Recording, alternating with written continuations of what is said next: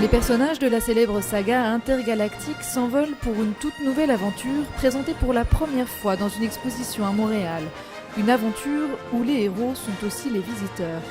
Je suis Han Solo. Non. Moi, je suis R2D2. Moi, je suis R2D2. Doudou, doudou, doudou, doudou. Ce n'est pas la conquête de l'espace, mais celle de l'identité qui est explorée, ou comment l'origine, les choix, l'entourage façonnent la psychologie des héros de Star Wars et comment ils influencent leur destin.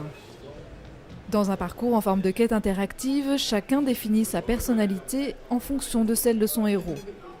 Le côté obscur, ce serait mon genre. Le gars qui veut du pouvoir puis qui veut le contrôler, dans le fond, ce serait plus moi. Parce que respecter un code d'honneur de Jedi, je serais jamais capable.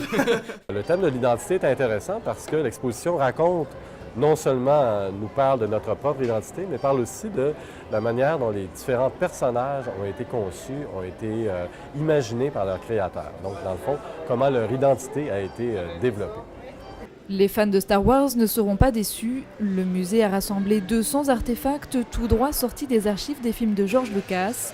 Costumes, dessins, maquettes et même reproductions grandeur nature, comme ici le vaisseau d'Anakin Skywalker. Même les plus petits semblent conquis. Mais pour nous, ce qui est très intéressant dans un projet comme ça, c'est qu'on attire des gens qui ne viendraient pas nécessairement au Centre des sciences. Donc des fans de Star Wars, des gens un peu de tous les milieux. Et là, on peut parler de concepts scientifiques, de génétique, de neuropsychologie, de psychologie, à des gens qui ne sont pas nécessairement intéressés par ça au départ. Ce n'est qu'à la toute fin de ce voyage initiatique que le visiteur découvre sa véritable identité, un personnage à son image. Après Montréal, l'exposition itinérante est attendue dans 12 grandes villes du monde, à travers l'Europe, l'Asie et l'Amérique latine.